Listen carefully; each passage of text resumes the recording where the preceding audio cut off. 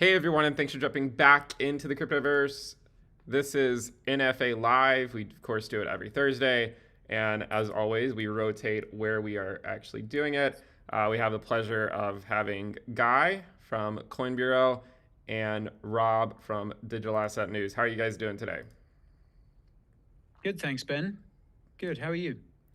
Good as always. How about you, Rob? Good. Just happy to be here as the crypto market pumps and macro environment deteriorates. It's always fun, yeah. Um, yeah, so we have a lot to talk about today. Some of the questions I want to go over are, the most recent one I think is the lawsuit by the CFTC against Binance. We've seen this sort of stuff hit a lot of other exchanges or other lawsuits. Do you think Binance can survive this? We also have a pretty interesting event coming up. We have the Shanghai hard fork, which I think people have been sort of waiting on for a long time, and that should be coming up here, I think, in just a couple of weeks. The next question, I'm going to ask you guys a little bit about altcoins. After that, I'd like to know your opinion on has the Fed reached the terminal rate? And then the last thing that we'll talk about is some of the countries like Brazil, Russia, India, and a few others.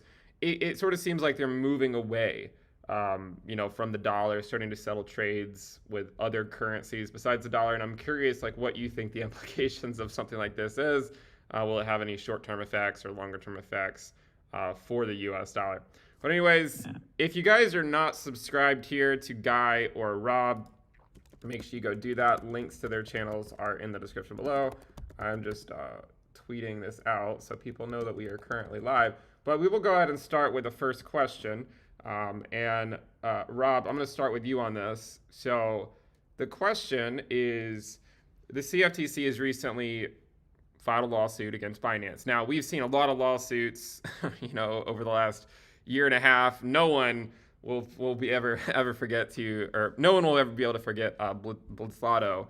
But now that they're coming, now that they're coming for a lesser known exchange like Binance, I'm curious, what do you think are the implications of this? And do you think will it be a sort of like a slap on the wrist that Binance will just pay a fine and move on, or do you think it could be a bit more problematic? I see. This is the thing. It's a great question. And Bislotto, remember when that came out? Everybody's like, oh, there's going to be some type of like big press conference. We're going to see which one gets crushed, and everybody's waiting for it. And they're like, hey, it's Bislotto. And everybody's like, what the hell is Bislotto? No one knew what that was. But it was actually a little bit bigger than we thought it was, because there's a lot of illegal activity and a lot of and more volume than we thought. But that's just Bislotto. Now we get into everything with Binance. And at first, this is the problem. This is the problem that I have. And let me know, people who are watching, you guys watching, if this is the same problem you have, which is you're a little bit biased. Because when you hear anything from the SEC, from Gary Gensler, when you hear anything from the CFTC or any government agency, you immediately think this is wrong. This is wrong because I'm in crypto and crypto is great and there's no problems whatsoever. And when I talk about that, I remember when FTX was there was a lot of rumors circling around. And there was, different people from the House of Representatives, Tom Emmer being one of them, and saying, look, the SEC is cracking down on FTX, and this is just ridiculous. This is hearsay. This is just pitchforks and torches, and we shouldn't be going after these companies without a lot of due diligence. And that, when he sent that out, everybody's like, yeah, that's right. And then what happened with FTX? Well, here it is. So when I first hear about this, the first thing I think, of course, is that's wrong. And the second thing I think is, well, they should stop spreading FUD.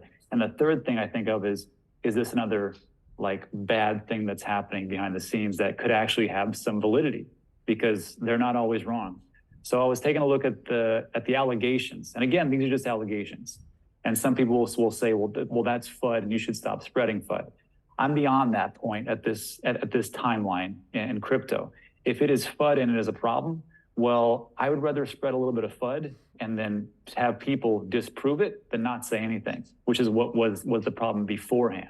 So this is what they have. And this is straight from a publication. And it says, again, allegations. Binance's reliance on a maze of corporate entities to operate the Binance platform is deliberate. And this is from the CFTC itself. They also said this is willful evasion of the U.S. law. So I don't think this is going to be like a slap on the wrist. And one of the things they talk about is they directed U.S. Investors to go around the process by using VPNs to conceal their location and a host of other things. So do I think this is going to be like, this is going to crush Binance? They're not going to go through it? I can't say that's what it is, but I can say that if the CFTC didn't have some type of concrete evidence, I'm not sure they would go forward with it. And people will say, well, what about the SEC? They don't have concrete evidence. I'm like, yeah, I get that. But I think that there's enough in there to where they would say, you did this, we don't like what you're doing, we want to rein you in. And if that's the wrong thing, people say, we don't need regulation. Well, if we don't need regulation, that sure would have helped a lot of people with FTX and Voyager and Celsius and BlockFi. So again, if you think it's FUD, disprove the FUD and move forward. It's a good answer. I also think too, like people think about FUD as just like untrue, but it's, you know, it's fear, uncertainty, and doubt, right? And there are sometimes reasons to be fearful of something, right? Like, you know, a healthy dose of FUD related to some of those centralized platforms that went down last year would have been quite useful, I think. So yeah, I mean, I think that's a good answer. Guy, are you sort of in the similar thought process here as Rob? I mean, clearly Binance they have their international platform. They also have Binance US. What do you make of this lawsuit? And what do you kind of think is going to happen? Yeah, just as Binance was gearing up to step into that gap in the market left by Bitslato, and something like this comes along and just puts the brakes on their progress. It's yeah. I must say that first point of Rob's was very telling, because yeah, as soon as you're absolutely right, Rob. As soon as we see something like that, we think, oh, here we go again. And I must say, actually, because it was the CFTC, which seems to be of the US regulatory bodies, it seems to be the one that, you know, I wouldn't say is necessarily sympathetic to the crypto industry, but certainly seems to understand it more. Certainly seems to be the one that the industry itself would prefer to work with, prefer to have regulating it. So I think to see the CFTC come out with these allegations is more concerning than it would be if it was something similar from the SEC, let's say. So yeah, and as Rob says, they are allegations. They're pretty serious in places, but obviously Binance has come out and disputed them. So I mean, I guess it will be up to a court to decide in the future, whenever that happens, as to whether they're really very serious with serious implications for Binance. I don't think so. I do wonder what the future of Binance US might be. I think that could potentially have a big impact on Binance US, although to my understanding the case is being brought against Binance, the international entity. So yeah, I think and there were some interesting points in there, in amongst the allegations as well. I found it very interesting how they seem to have had access to some of Binance's internal communications as well, which is pretty wild. I think they had access to sort of various Slack channels or something similar that they were using to talk to each other. So I'd be very interested to know how they got that information, where they got that information from. Will this be a big blow for Binance? I don't think so. I think, yeah, I mean, I guess the likelihood is a fairly hefty fine at some point further down the road. And I mean, let's face it, Binance is such a huge entity. They've got such a, they've made so much money over the years. I don't think a huge fine like that will affect them. But obviously, I guess perhaps the more damage could come from, what sort of exposure they're allowed to the US market through Binance US. So that'll be interesting to see. And yeah, in terms of what you were saying about FUD, Rob, absolutely. You're absolutely right. And I think it's all too easy to fling that out, isn't it? And say, well, you're just FUDding. Come on, just be more positive. Get with the program. But yeah, it's right. And as you point out, at certain times, a bit of FUD would have been could have made a lot of people's lives a lot easier. So yeah, I think we'll have to see how this pans out. I would say though, something that has sort of bugged me a little bit after seeing this news come out, you get a lot of people going out there, and on one hand you've got people saying, oh well, this is FUD, ignore it, which isn't the right thing. On the other hand, you seem to have a lot of people out there, and I won't name names, but people who seem to be actively sort of delighting in the fact that Binance may be in trouble or whatever, or that this is that an attack on Binance has happened. And all I'd say is, obviously people have their opinions on Binance and all exchanges, but what I would say is, and if Binance were to be in big trouble, that would spell really big trouble for the whole crypto industry. And I don't care what side of the fence you fall on, what your particular allegiances are.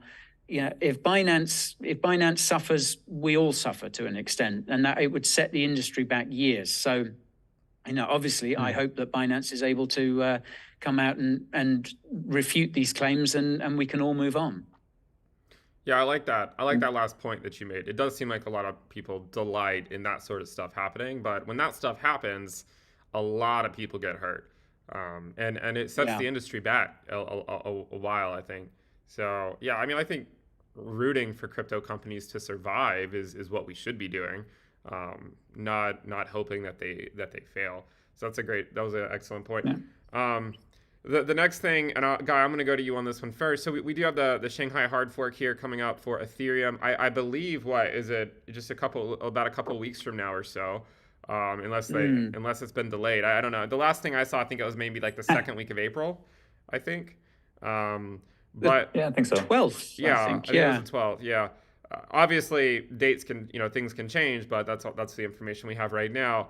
And I'm curious, what impact do you think this is going to have on Ethereum?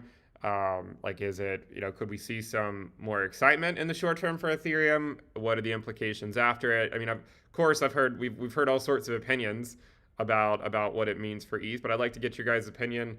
So I'll go over to you first, Guy. Yeah, I think obviously a couple of things that will determine it will be kind of ETH's price at around the time Shanghai is deployed. So I think that'll have an effect one way or another. And I think there could be a lot of excitement about it leading up to the upgrade. And of course, whether or not the upgrade goes to plan, which you can never be 100% sure of. But I mean, I think after the merge, I'm pretty confident that the Ethereum team have kind of proved themselves in that regard. If they can pull the merge off, you can imagine a sort of a simple hard fork shouldn't be too difficult for them. But it's always something to consider.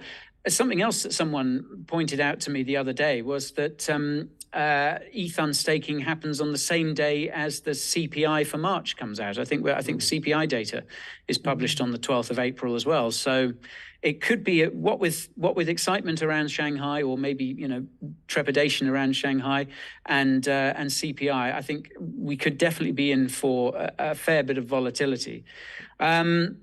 And of course, a lot of people, I think, are getting, are worried that, Shanghai is going to come along, everyone's going to be able to unstake, and that's loads of people who are still going to be in profit despite the bear market are going to unstake and take profits. And of course, unstaking is going to be limited. It's going to be a very controlled process. So there isn't going to be an enormous dump of ETH on the market all at once. That's not to say that we couldn't see sell pressure, and I'm sure there will be some stakers who will decide to unstake and sell. And obviously, there's staking rewards as well to take into consideration. So I can't imagine that there won't be any sell pressure coming from Shanghai.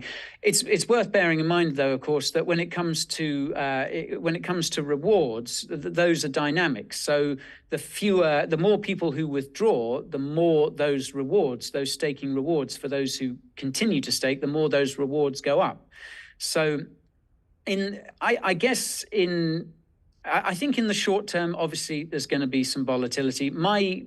my best guess is that I think it will be fairly bullish in the short term, and it's definitely going to be bullish for ETH in the long term, I think. And I think once everyone's satisfied that the upgrade has gone ahead, satisfied that unstaking can take place, I think in the medium to long term, that will encourage more people, be they individuals or in particular institutions, to stake and stake with confidence as well. So Right. I think it should be bullish for ETH, but I'm prepared for a bit of choppiness going into it, certainly. Yeah, it seems like anytime we have these big events, there's a ton of volatility. Like when, back when we had the merge, and then also every single time we get a CPI report or FOMC, there's a lot of volatility. So I think people should be very expectant of very volatile days here. I'll tell you guys, I'm looking forward to the day when CPI report, the market doesn't go crazy anymore when the CPI comes out. But anyways, No. Rob, what are your thoughts? Do you sort of share Guy's opinion here, that there could be some selling pressure, but overall it's still a fairly bullish case for Ethereum, both in the short term and the long term? Yeah, well, I mean, well, two things. I mean, I hope it is very bearish and people start selling like crazy. That'd be fantastic, because then it would go down. And then to get to your point, Ben, about CPI numbers, when all the volatility, I got to tell you, I enjoy it because when there's volatility for the CPI numbers, I just wait for that day and go, okay, what's going to happen? Okay, inflation's high, great, markets start to tumble. What do? Well, I just hold off on my DCA position and then buy it up as people regain their ability to think straight. So like for this one, I echo what Ben's talking, or what Guy talked about. But I will say, like, I had to look this up, but staking for Ethereum was all the way back in December 2020. And the prices weren't that high, but it went up pretty quickly. And I think there was a report by Decrypt, and it talks about how only like 16% of people are actually in profit. So why would they take profits right now? I think if we start seeing more banks collapse and more stories about how different countries, which we're going to talk about pretty soon, are ditching the dollar for something else, my question is, why would you ditch it to go into the dollar if you think that Ethereum is the future? And if you were that much of a bull back then, what's going to change now? So to me, like, I look at this, and maybe there's something I'm missing, because I just look at it, I'm like, I don't see how this could possibly go the other way, unless some people, they got to sell, they got to pay the bills, whatever else. But to me, I don't see it, but I've been wrong before. So we'll see how it goes. But I just don't see it. And then another thing is that you can't unstake, from what I read, you can't unstake everything. If you want to unstake all your Ethereum, you have to wait like between, I think it's like 28 to 36 days or something like that. But you can unstake some of it. So I don't see it. All right, I appreciate those answers. The next question I have is actually about something that I often deprive my audience of, and that's the altcoin market. I sort of just put them all in the same basket and say, well, they're going to bleed against Bitcoin. My guess is they're going to bleed at least until the third quarter of this year. That's actually what happened last cycle. So why should it be any different?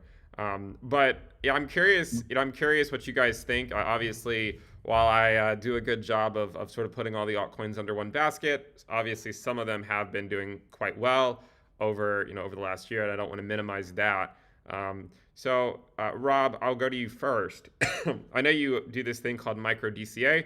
We've talked about it before as well, but if you could maybe just talk a little bit about what part, besides Bitcoin, of course, what part of the crypto market that you're the most interested in, and maybe share like what positions, or at least what altcoins you're interested in buying, or buying now, or maybe buying later. First of all, Ben takes a beating in the comment section. I watch his videos, I watch Guy's videos on both channels for Coin Bureau clips and Coin Bureau. Guy doesn't take it as many hits, but Ben has been like getting shelled on, especially when there's a bump for altcoins. Ooh, people hate Ben. But when everything goes down, everybody loves him. But no, Rob, no, you're wrong. They still hate me because then I'm the villain. I'm hated no matter what. Yeah, you were Dr. Evil, just sitting there, just going, this is fantastic. Yeah. No, man, this is in all honesty, like, with altcoins, because I was micro DCAing before, because I didn't know how low it was going to go.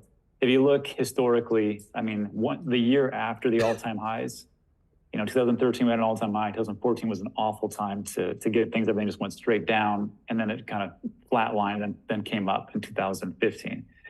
Same thing happened in 2017, 2018, just straight down, plateaued, and started to go up in 2020. And the same thing, really, if you looked at 2022, it was the same thing. 2021, we had an all-time high. It just kept going down. People were buying these, and there's nothing wrong with this, buying the dips, mind you, right? But you're buying the dips here and here and here and here and here, and you're like, I'm all dipped out. And then this is, historically been a pretty good year, 2023, and we'll see where things are going. So to me, like I was just micro DCing, so I'm like, I don't know, this is in 2022. And then I just, about 2 months ago, just said, you know what, I think this is a good time. I just went right back to my DCA part. And this is where me, you, and Guy all differ, because I still dollar cost average a bunch of different alts. And those alts are Shiba Inu, no, I'm just kidding. So it's I do Bitcoin and Ethereum, Polygon, Avalanche. And before I name the rest of them, don't go out and buy these, because most of them are going to fail. So don't. I'm not a investment advisor, not anybody's dad by far. So just take this with a grain of salt. Cosmos, Chainlink, Mirror, Algorand, Cardano, Polkadot, and I got into a little optimism because you never know. But for me, like are alts going to do well? Well, I mean, just look in the past. Go to CoinMarketCap, look at CoinMarketCap /historical in the top 10. You'll see that they changed so much. So you'll never know what it is. But I think as time goes on, one or two will hit, but most of them are going to fail. And there was a term I learned a couple of weeks ago. I thought it was pretty funny. I was watching the All In podcast, and they talked about all you got to do is just spray and pray, which essentially just put things out there, pray it actually works. He goes, and that's what VCs do. They're gonna not make it, but the ones that do make up for all the rest of it. So for alts to get into it now, I got to tell you, how much is bleeding against Bitcoin? Bitcoin so far has been a pretty darn good winner, and the reason is because the banks are collapsing. And people talk to me, ask me, where should I put the money? And I'm like, you know what? I mean, you can put it in there if you're FDIC insured, but in all honesty, you got to diversify. And with all the things that are happening with the dollar, it's not meant to be a bad idea for the people who hated Bitcoin before. All of a sudden, they're like, that's a viable option. So Bitcoin and some other alts, but Bitcoin is still number one. And then I kind of go down the line.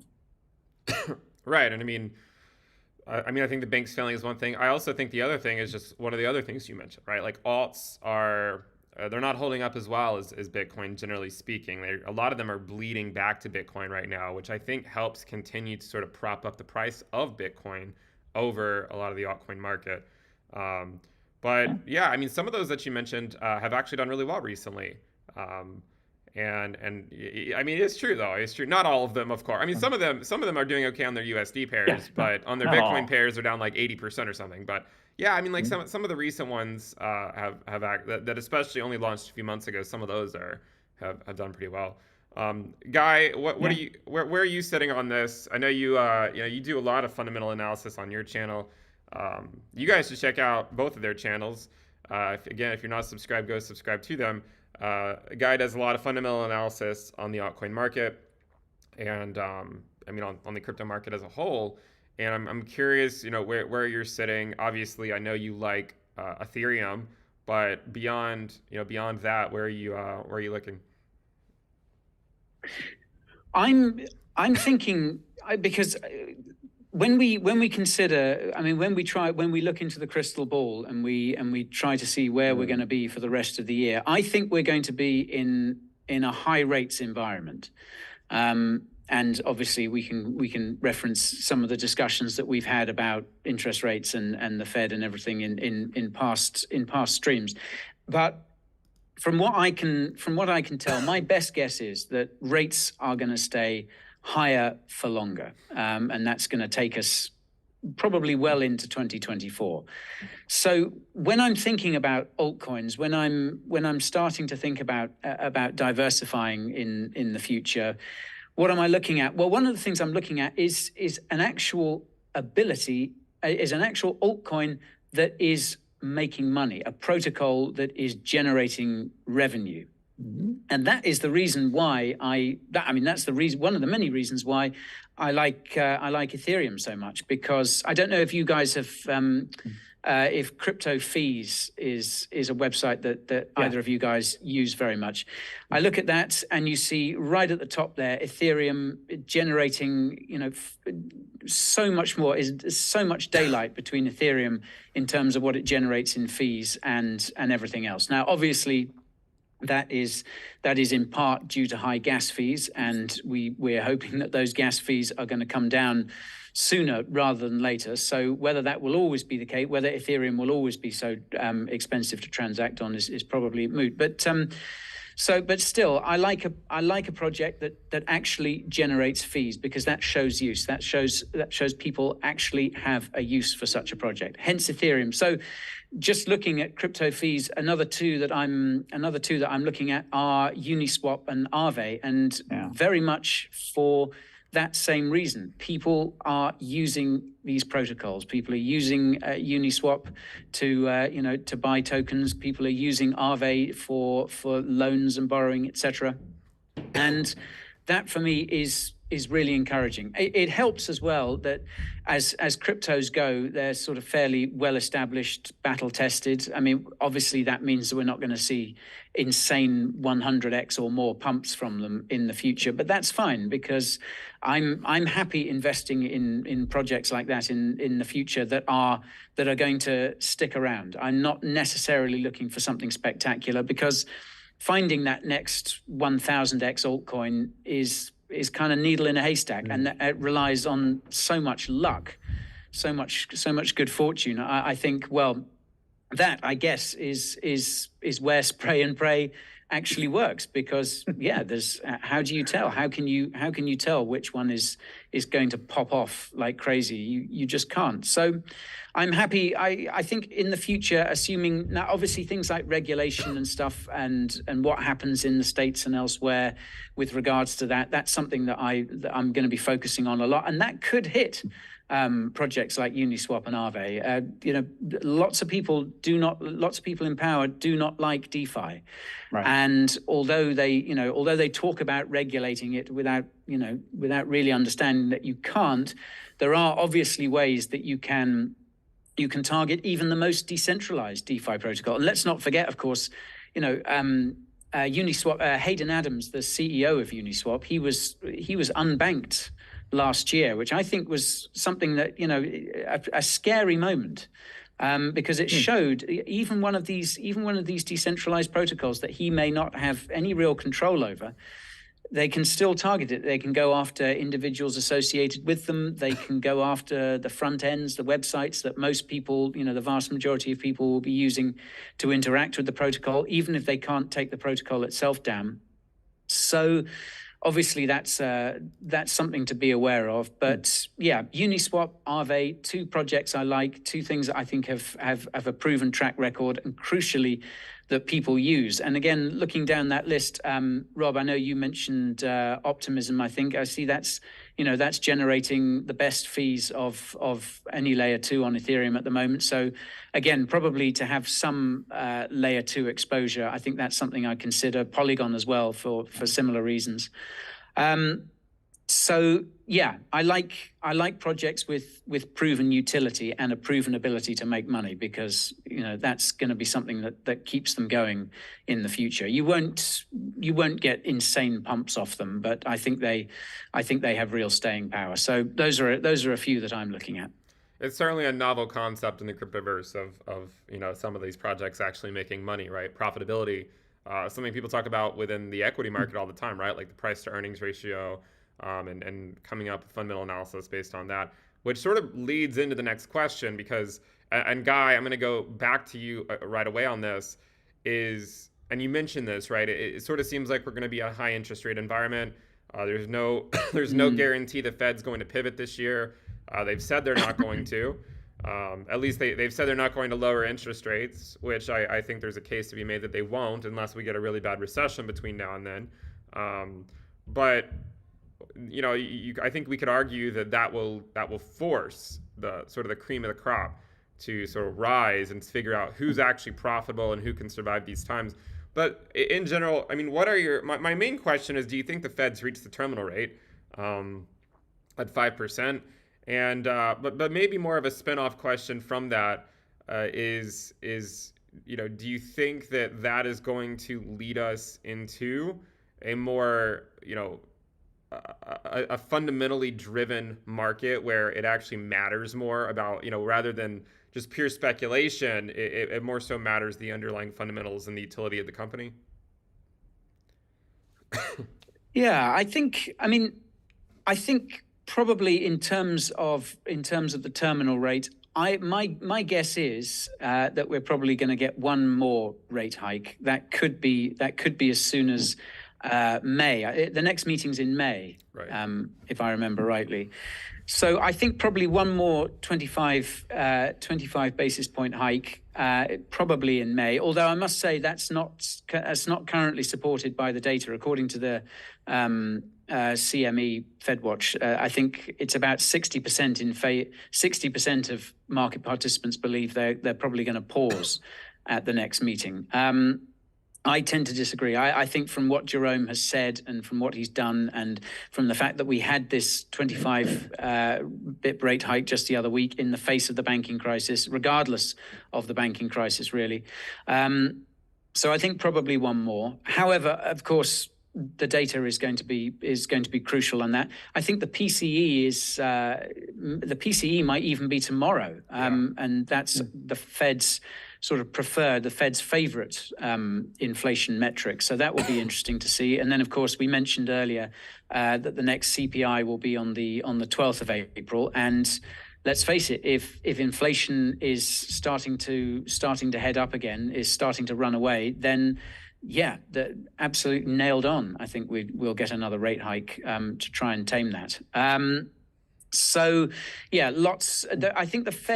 I think the Fed will probably avoid pivoting at all costs if it can until it is absolutely forced to. And again, we touched last week on the fact that I think it was you, Ben, who said that that meeting last week was a real sort of test of the Fed's resolve. We've got something in the system that appears to have broken. Are you going to ease off now? And they said no. We're going ahead with this rate hike. So yeah, more hikes to come, I think, but probably only one more would be my best guess. In terms of where we go from there, in terms of the market fundamentals, I mean, all I can say is I would hope so. I think in sort of straightened times there's always going to be speculation. There's always going to be people taking a punt, especially in crypto. And we should, I guess, welcome that in a way because speculation, feeds so much of the market. It brings so much liquidity into the market. But I think, I think we will see more careful investing. I think we will see more people paying attention to fundamentals and realizing, especially sort of people who've been in crypto for a while, realizing that, those 1,000 X's are as tricky to come by as they ever were in some cases. So yeah, I think that would be good to move to a more fundamentals-based environment. I think that would be a maturing of the market, and that would allow the better projects to come to the fore. And a market where we have good crypto projects emerging, that the fundamentals are strong, they have a use case, people want to use them. That lays the groundwork for a market that can really last, and for a market that can survive the next bear market, because that's we seem to be in that cycle. I don't see that cycle of things ending anytime soon. So I would hope that a fundamentals driven market, we get something more resilient in the long term as a result. I like that answer. I mean, it'd be nice if we didn't have to watch everything crash 95%, like every few years. And I think you're right that there would be some level of maturation to the market if we could sort of get into an environment like that. But Rob, what do you think? Are you sort of in the same boat as Guy here in terms of the Fed and how high they're going to go, and sort of how and also in terms of how that might affect future market valuations and investing? Well, I mean, I got to tell you, I mean, over time, how many times did the experts and the pundits say Jerome Powell is not going to raise? He's going to stay the same. And it's just, and we read the market, and the market says this, and the macro says this, and then they have really, beautiful charts and great information. It looks very put together, and then Jerome trots out there. All right, 25 basis points, and it's like. It doesn't matter like how much data that you have. Sometimes it's just like this is just how it's going to be. And to me, like when Jerome Powell comes up there and he goes, "Yeah, this is what we're going to do," I just see him as like I don't want to be the guy that destroys the entire economy. I don't want to be the guy that puts us in depression. Like when you get to like we talked about this many times, but when you get to a certain point and age, it's like some people say, well, it's all about power, it's all about money. I don't think it's really that much of a thing. I think it's like I don't want to screw up too bad to where the entire nation hates me. I think that would be a bigger thing for him and his legacy and his kids, his grandkids. So when I see this, I'm just like, I think if he raises, he raises, right? So like if it comes down, like next one, when's the next meeting? You said, Guy, next month? It's in May, early May. That was in May. Early May, I think. Yeah. So if he comes out and we get CPI numbers that are elevated, and we see that the inflation is going up, what's his choice? I mean, he really has no choice, right? I mean, I guess the choice would be 50 basis points or 25 basis points. But if it starts to really just take off and unemployment goes the exact opposite way, and we start to see like a reduction in unemployment, what is he going to do? There's only one thing that he can do. And unfortunately, that's going to be a problem. But I mean, if the entire economy didn't blow up because we had these bank runs and them collapsing, I don't think another 25 basis point is going to kill off the entire economy. So I think if he does it, and we go for it. I wish he would have done more earlier, like I know a lot of people have. Of course, hindsight 2020. But I mean, this is just the situation we're left in. So for you watching the video, this is just how I take a look at it. Like I said before, I'm just waiting for the announcement. Announcement comes out, okay, 50 basis points. Okay, everything's collapses. What does that mean? It's an opportunity. You use that opportunity to what you have, and then you get on that train. And if he comes out and says, you know what, we're just going to leave it the same way. Okay, well, nothing really happens. So my DCA triggers hit, and I just keep buying. But you either wait or you buy or you do nothing. But there's opportunities every single place that happens. So just wait for those opportunities, and they're going to be around the corner. Yeah, I think of 2023 as a year of a lot of opportunities in financial markets. I mean, like I know we mostly talk about crypto, but the banking sector is getting hit pretty hard right now, and the people that made off like bandits back in 2009 were the people that were able to pick out the banks that were going to survive. But anyways, that's sort of a tangent. That's a tangent, but Ben, you're right. Just wait. Like, you think the bank's bad and crypto macro? Wait until the housing market starts to collapse. And that is the next thing, because you can't sustain these types of rates, and people aren't going to refinance, and they sure as heck aren't going to like run out and get these houses at an elevated price with the rates that they're at. So if you're looking for real estate, like Ben is at some point, just wait. There's opportunities there, which it is the truth. I think the real estate market opportunities are still. I'm completely ignorant on real estate, but I'm guessing 2 to 3 years is the. Yeah, sure, why not? Because I see that you're right. I mean, like the mortgage demand right now is very, very low, but I think the other side is that the supply is really, really low as well, and people aren't really So I think there still needs to be some type of change. The last thing, and by the way, before we get into this last question, if you guys have any questions for any of us, leave them in the comment section below, and we will, or the live chat, and we'll try to get through some of those questions. The last question is, we've seen some of these countries like Brazil, Russia, India, China, and South Africa. Seems like they're trying to make some pushes away from the U.S. dollar. I'm curious, what are your thoughts on this? What are your thoughts on the implications of these countries, settling trades outside of the U.S. dollar? How do you think of it in terms of the U.S. dollar being the world reserve currency? History shows us that world reserve currencies, only last 100 years or so before it transitions to something else. Do you think that this is going to be the same thing, or do you think this time is different? What do you think, Rob? We'll go to you first, and again, leave questions in the chat if you guys have any. Geez, I mean, I've never lived through this. I don't think anybody has, where the reserve currency has flipped. I mean, I was looking at over time, around 100 years. Last one before the U.S. dollar was the British sterling, and before that, the French livre, Dutch guilder, and stuff like that. So, like when I see that these other countries are doing it, I always thought to myself, what took them so long? Quite honestly, because I mean, if you have the opportunity and you want to stranglehold something else, this would be the way to do it. I'm trying to follow this one very closely because I mean, if you look at the M2 money supply and how much they printed, and they printed that because there was a liquidity issue.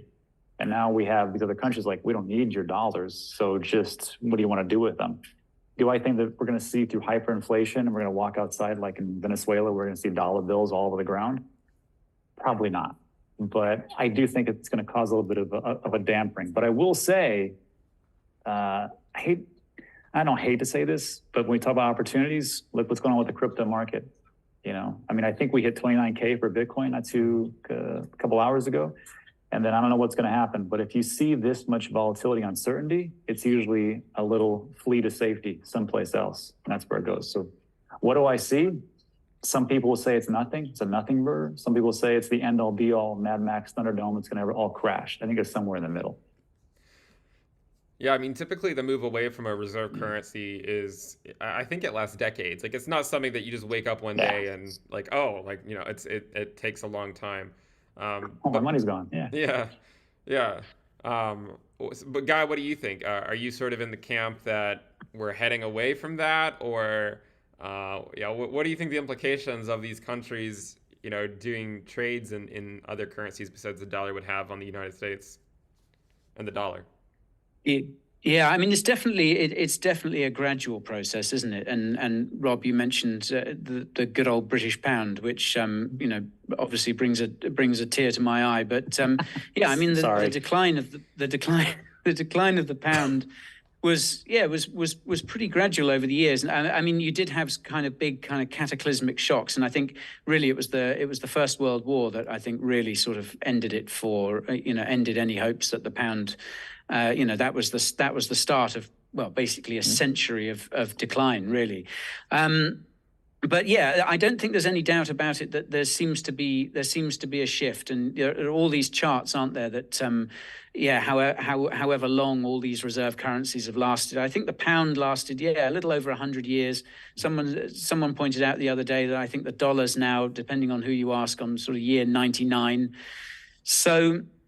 Yeah, it's impossible to ignore, and I think the world has changed so much in the past few years, and in the past year especially. I mean, I really think the war in Ukraine could we look back on that and see that as a real turning point, not just because it was it was to many people so unthinkable and caused so much disruption in the world, but also the fact that it showed to the world. Obviously, the U.S. took that action against Russia, froze those Russian assets in its banks, imposed all those sanctions, and I think definitely that is going to be historically, I think, one of the big catalysts for a gradual move away from the dollar. And we're seeing other countries now. There's been a few things in the news just this week, haven't they? Other countries starting to conduct trade in yuan, and there's talk about various other currencies as well. But I mean, I guess although this feels like the start of something, I think it's going to be very, very gradual. And I think one of the things that really sticks out to me is okay, you don't like the US dollar. You don't like the fact that that's controlled by the US government, that the US government has printed trillions upon trillions of dollars over the last few years, et cetera, et cetera. You don't like the way the US conducts itself overseas or whatever it might be.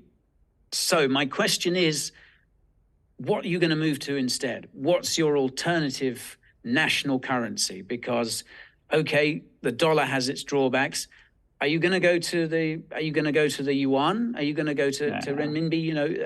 A currency that is heavily controlled by the Chinese Communist Party. And do you want do you want them calling the shots rather than the Americans? I mean, obviously, I'm a Westerner, so I'm biased in favor of the Americans. But yeah, I don't think there are any viable alternatives. The yuan is associated with one of the most despotic regimes out there. The euro is, a very, very, very fragile, and I think there are many people out there who don't think that the euro can survive much longer. So yeah, I think countries are obviously looking to move away from the USD, or at least decrease their reliance on the dollar, but that is going to be very, very gradual. So I'm with you, Rob. I don't think this is going to be something that we wake up one day and suddenly we're all in a world where we have to price everything in yuan. I think we're a very long way away from that. So yeah, I think it's still very much a pipe dream at this stage. The world does seem to be polarizing, and you've obviously got talk of the BRICS countries. Maybe they're going to band together. I've seen people speculating on a BRICS currency and things like that. Again, it's a nice idea to some. But these are countries that are not, in some cases, not particularly stable, or their currencies aren't particularly strong. And I honestly think if the countries of Europe struggle to keep a common currency going, countries scattered across countries as diverse as Brazil, Russia, India, China, South Africa, Saudi Arabia. I think they've even talked about Iran wanting to join the BRICS. I mean, Iran. How are countries as diverse as this going to get it together to create some sort of common currency that is going to topple, still the most powerful nation on earth, probably the most powerful nation that there's ever been. So yeah, it's not something that I think is going to happen in overnight at all. And I mean, although we're seeing trades settled in yuan, they're still priced in US dollars. The dollar is the unit of account for much of the world, certainly on the international stage. You're not going to move away from that at speed in any way. So yeah, and obviously we look forward to the day when Bitcoin, when international trade is conducted in Bitcoin. And as much as that would be a wonderful day, I think we're particularly far away from that. But certainly, what other fiat shitcoin do you want to go to? Because take your pick. There's plenty of them, but they're all fiat, and they're all going to zero eventually. Guy, real quick. That's a fantastic answer. That gives me hope, and it gives me a sigh of relief. Now I can go and buy my green screen back, so I can have my nice background. Thank you. Thank you for giving me that. A lot of the questions not financial advice. A lot of the questions have been, where's Rob's green screen? I had to sell it. I was worried. I'm like, oh my God, everything's going to be priced in the digital yuan. And now I'm going to have a social score. I better sell this green screen so I can afford groceries. This sucks. But after Guy's answer, I feel much better. Oh, good. I'll go buy it today. If we wake up tomorrow and cash machines spitting out yuan, I take it all back. But yeah, we're a while away. You can sleep sound for a while longer yet, Rob. Yeah, that the one part you talked about is you're like, well, who are you going to trust, right? The yuan. And I thought about it, I'm like, that's a great point, because if you look at it, you can go yuan, but what if you go to the digital yuan? And then all these countries are like, okay, well, we just hate America so much, we're going to the digital yuan. And I was talking about this with the CBDCs. It only takes one time, and then to turn off the funds, to turn off the spigot, to where people are like, I don't like that. I got to get away from this digital CBDC. That's in America, that's in China, that's in every place that does a CBDC. Only takes one time, and thank God we got a way to exit that system, and we're dealing with it right now in Bitcoin and crypto digital assets. Yeah, and I mean that's why we're seeing the moves against it that we're seeing, aren't we? Because authorities are well aware of that, and I think that don't get me started on CBDCs again, but that's the way that we're heading. But yeah, if there's anything worse than the yuan, it's the digital yuan. It's a yuan that can be even more tightly controlled. So I don't think it's a world anyone in their right mind would want. Good point. We actually have quite a few minutes here for questions. We were able to finish a little bit early today, so I wanted to go through a few of these. A lot of people have asked about Rob's pool. We just sort of talked about that. It's, you know what, it's if I change my green screen, that I can see a bunch of comments. When Ben gets a haircut, those are a bunch of comments, and that's how it is. Yeah, someone says that you're just in that closet right there. Like that's where you're located right now. Well, that's why we did it. That's why, because like it's the same, almost the same color, Yeah. but you know, I thought this would be perfect. Yeah. He's behind that mysteriously ajar door just over Ben's left shoulder. Someone said, I've always wanted to know what was in there. what's in here? The other one, the one that's ajar, the sort of rather narrow door. That's where Peter Schiff stays. Oh, that one's Oh, yes. That one's just the bathroom. Yeah, that one. That's okay. Yeah, okay. This is just this is just unfinished basement. The other two.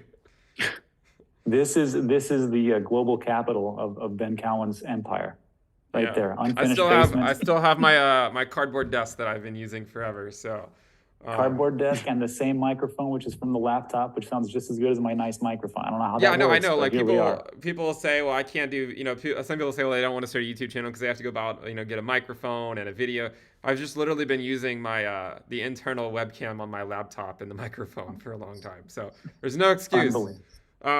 One question I keep seeing, obviously some people are talking about Bitcoin dominance. I don't really know why. I don't really ever talk about the Bitcoin dominance ever.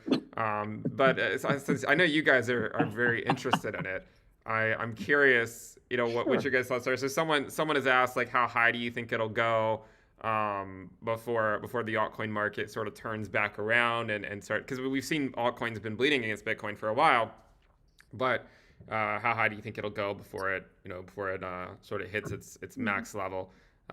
Either you want to take that one? Well, let me take a look at this website called Into the Cryptoverse and pull up dominance real quick, and then I'll let you know the answer. I hear there's some great alpha there. Yeah. This is what I steal all the information from it, put on my channel. So yeah, it's great stuff. So let's see. My general thoughts about it are. Oh, by the way, if you exclude stable coins, it's getting pretty high already. It's already at 52%, which is pretty high. I think it's going to go a lot higher, but my guess, I'm ideally looking for 60%. I know that sounds kind of crazy, but if we break through this resistance, the 48 to 49% resistance level, that's kind of held resistance basically since early 2021. If we break through that, then I think we can move up pretty quickly. This is my guess. Well, look at it this way. Like a lot of people are in the class of 2021, 2022. So they don't know, they don't realize this, how dominant Bitcoin used to be. Like even back in, I'm looking at this site, January 2021, the Bitcoin dominance, and this includes stablecoins, was at almost 72%. Right. And then we had it like at 70% in 2019. And there's another big one, 61% in December. What? Is that right? 8th of December 2017, dominance was almost 62%. And then if you go back behind that, that's like, 80%, something like that. So it's not unreal to think about above 50%. And especially like we talked about with the banks and, where are you going to put it? Well, probably pick the one that's the most stable out of the most unstable market, which would be Bitcoin.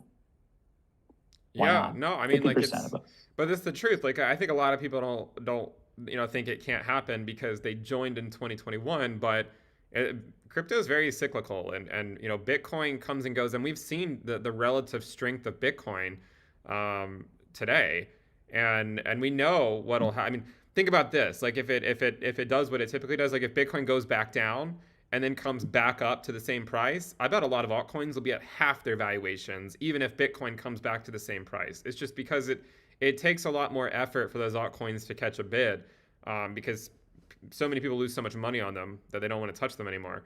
And then it takes quite a big move to get people interested again. But yeah, I think 60% is a good target as at least where I think we're heading, not including stables, I would say 65% is in the cards. And we're already at 52. I mean, like it's not even that big of a move. I mean, if the Ethereum Bitcoin valuation retraces even half of its bull market gains, you're looking at essentially getting close to 60% Bitcoin dominance. So just something to think about. Some other questions I saw. So here's sort of the reverse question. Someone asked, and maybe this would be a good one for one of you guys to take as well, is what happens if the dominance gets rejected? Because it's not really something I entertain that much, even though it probably should be. I do recognize I'm acting somewhat deterministically on this, guilty as charged. But what do you think happens if it just gets rejected, and it gets rejected at that like 49% level, and then comes back down? Like what do you think would sort of lead that charge back to the downside? That's a guy question. That's like a. I guess something continued success for Ethereum. It continued use, continued uptake. Obviously, we've got Shanghai coming up, as we talked about earlier. I don't see Ethereum's growth slowing down anytime soon. Obviously, it's the only real rival to Bitcoin, and I think a lot of people will view it. I don't think it'll be quite the safe haven that Bitcoin is perceived to be, because let's face it, it's still not 100% safe from people like the SEC. It's not beyond the realms of possibility that they could choose to try and go after Ethereum. I don't think they'd succeed, but they could try. But yeah, I think we could. I think Bitcoin could obviously lose a fair bit of ground to Ethereum as the updates keep coming, as the protocol keeps evolving and keeps, we hope, getting better. But yeah, I still think Bitcoin, especially under current conditions, especially as we wait to see what's going to happen next from regulators, not just in the US and elsewhere. I think Bitcoin will stay at that safe haven, and that dominance will stay high for a long time to come. Yeah, one chart I was looking at recently was, I think a lot of people, including myself, often look at like the Ethereum Bitcoin price ratios. But really, we should be looking at the market cap ratios, because that I think is more telling, because that includes the supply as well. And if you look at that, it sort of looks like we go from like 0.4 to 0.1 to 0.4, fill in the blank. But yeah, I don't know. I think that I think Guy's right in the sense that there's only two. I mean, Ethereum is really the only big contender. I think Bitcoin and Ethereum are the blue chips, and to some degree, I think everything else kind of comes and goes, right? That's why you don't marry an altcoin. And by the way, I mean, any of the altcoins that were mentioned today, I mean, 5 years from now could be something completely different, But what won't be different 5 years from now? Probably Bitcoin and Ethereum, at 1 and 2. It's sort of just the way the cryptoverse seems to operate. Maybe one last question. What were you gonna say? No, there's a let's hope so. Because I got a lot of Ethereum. Yeah. So I'm just, because I'm biased. That's it. I don't really have much either. I'm mostly just Bitcoin right now.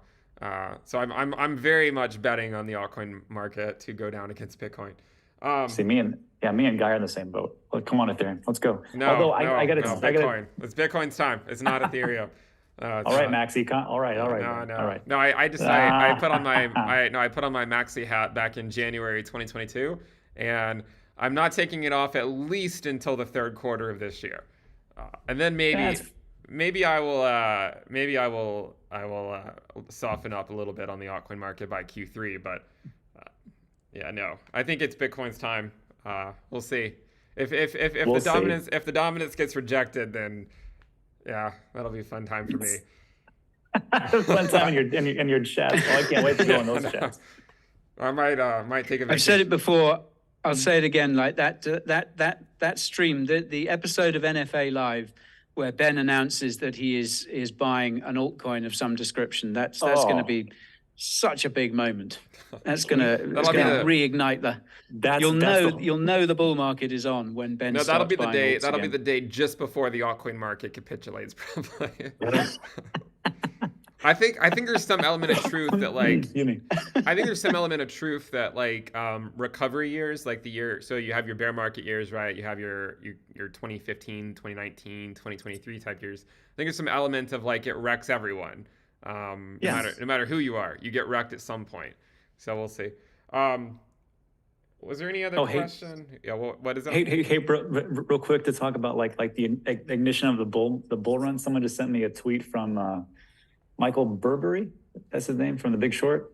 He just sent out he put out a tweet and said, I was wrong to say sell. So maybe there's something. Yeah, that's that guy. So if he's a little bit bullish, things will look crazy. Well, my argument is that even if